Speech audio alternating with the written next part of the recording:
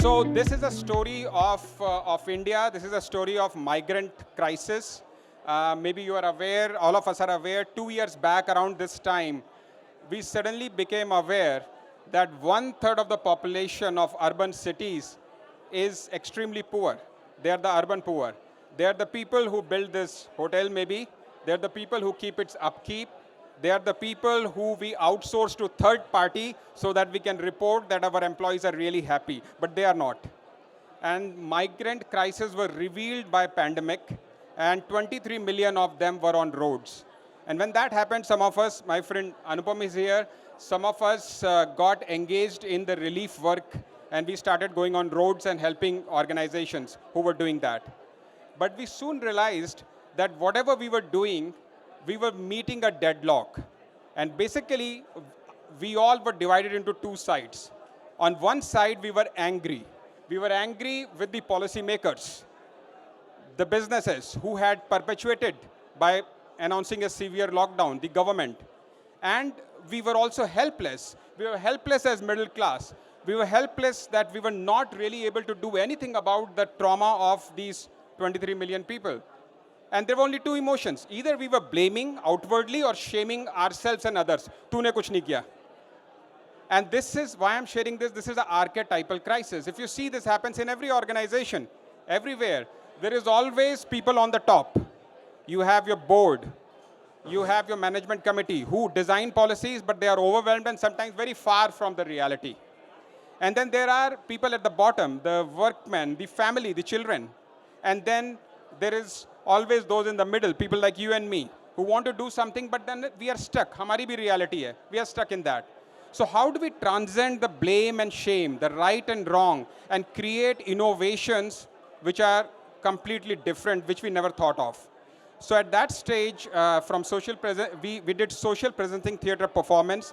It was presented at Global Forum with 1,000 leaders from all over the world, and it led to many innovations. So I'm going to share with you this video where you will see my teacher, Arvana Hayashi, who is a renowned dancer and theater artist, myself, and my other colleagues, Angela and Olaf, who are amazing artists.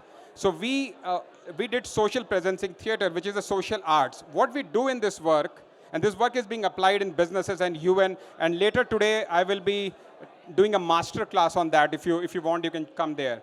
Now what this work, there is no script.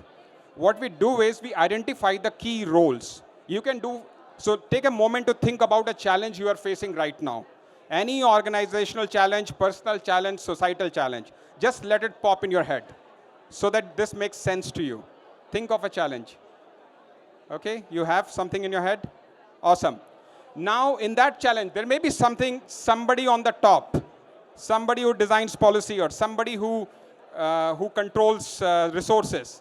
And maybe there's somebody who's suffering, the migrant. And maybe there is you in the middle, maybe. Now, the invitation is, when you look at this, you'll see in this work, we step into the role. We sense the reality, we listen to it. In this particular case, we listen to some poetry that I wrote about from the first-hand experience. You'll hear that poem. And then we step into the crisis. We embody. So if the migrant, how does the migrant feel? Or how is the policymaker feeling? We make the body shape and then let that inform what wants to happen.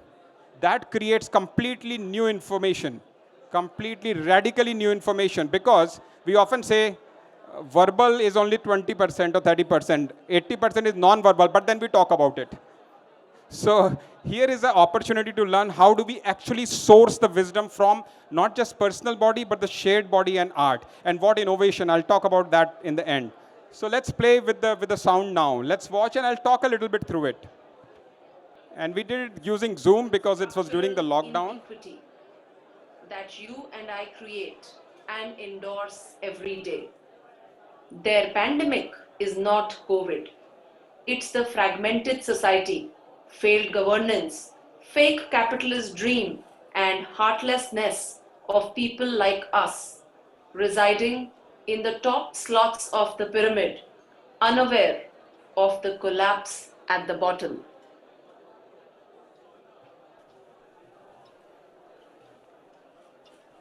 That's Arvana Hayashi. and Olaf.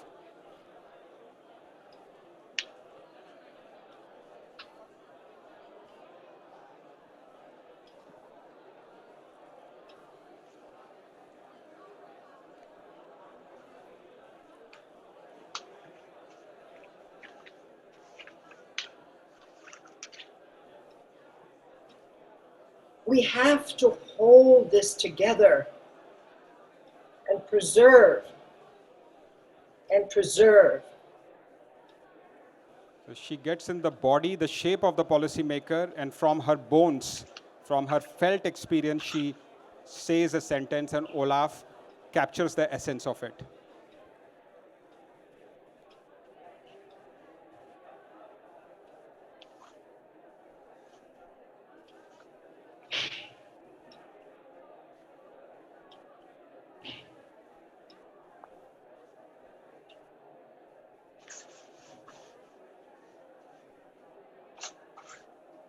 I am locked in my small world. I'm afraid to look out.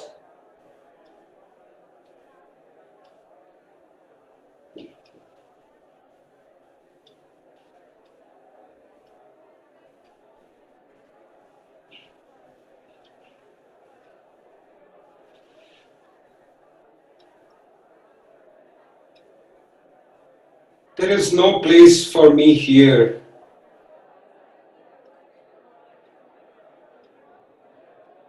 I'm feeling so sorry for the dream I got into. So now you see all of them tune into each other. They feel the social body. What are we collectively doing? What are we collectively longing? And somewhere a movement begins. They start moving to the future as they witness themselves and the art that is making deeper, invisible, visible.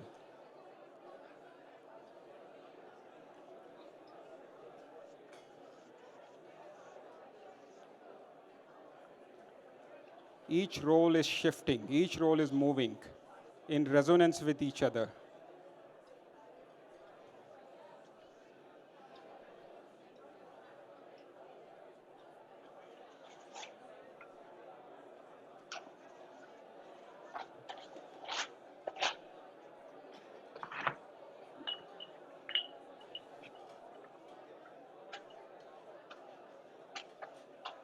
And Olaf, the artist, is capturing the essence, what is emerging.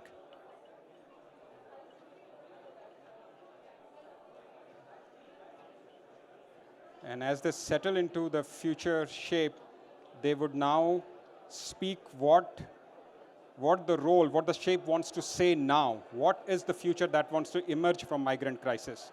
Higher future.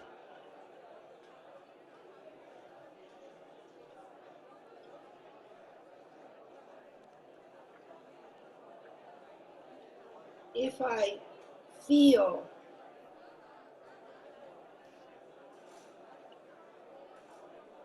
the fear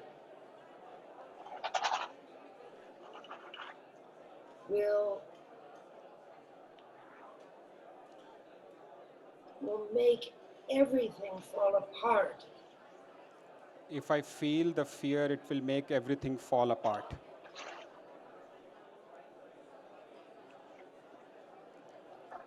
I see so much more now.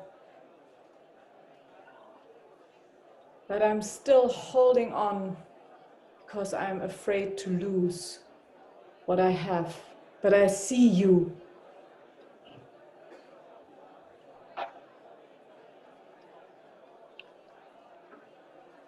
I can see you reaching.